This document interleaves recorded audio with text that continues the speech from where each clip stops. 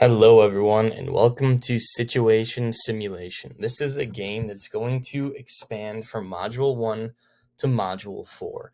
The concept is you will be responding to scenarios. Now, for those of you like, whoa, this is a lot of work that we're getting thrown at us, don't worry. You only have to respond to one of these scenarios, and then from there, you're able to respond to as many as you want. The only reason I want you guys to respond to one is so that you do have some real-world practice in the simulation. So please make sure that you do at least get one done. With that said, the directions are there for you to read through. I'm not going to do that for you. The concept is very simple.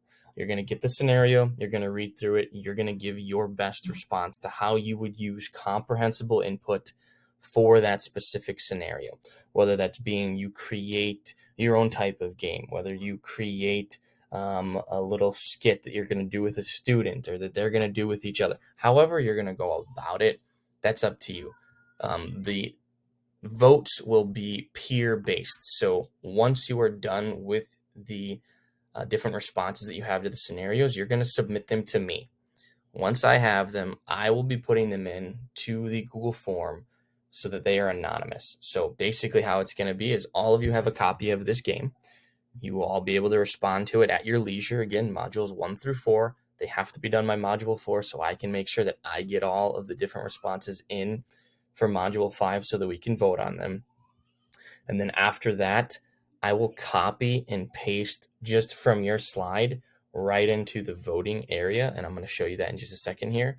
But that way it stays anonymous. You guys do need to respond to or vote for at least 2 different scenarios that you or responses to the scenarios that you liked the most. You can pick your own, at least one, right? And then the other one you would have to pick someone else's. I'm just giving you guys that opportunity so that you're able to have actual votes, because I know I would do it myself. I'm not gonna lie. If I had a really good response that I thought was awesome, I'd vote for it too. So you have the opportunity to vote for your own, and then you do need to vote for one other person's. I did put that into the Google form, so it is required that you vote for 2 per scenario. Obviously, if there's only one response to that scenario, then you wouldn't have the opportunity to vote for 2.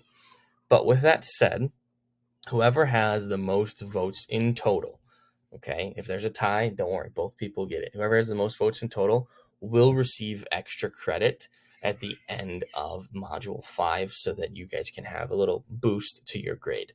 So that is the incentive there for those of you that are like, wait, why am I doing this?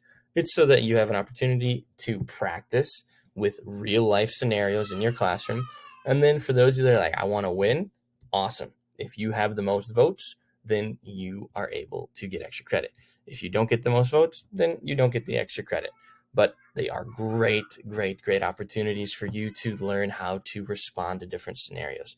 As you can see here, this is an example of a classroom management style. Again, all of your scenarios will be comprehensible input scenarios, but this one is just so you can understand how much I'm looking for. I know it seems a little short. You can do as much detail as you want. The more, the better. The more opportunity your peers have to understand how you're going to go about handling a scenario is going to be beneficial to you. What I did was gave you the bare minimum concept. You should explain any policies you might have.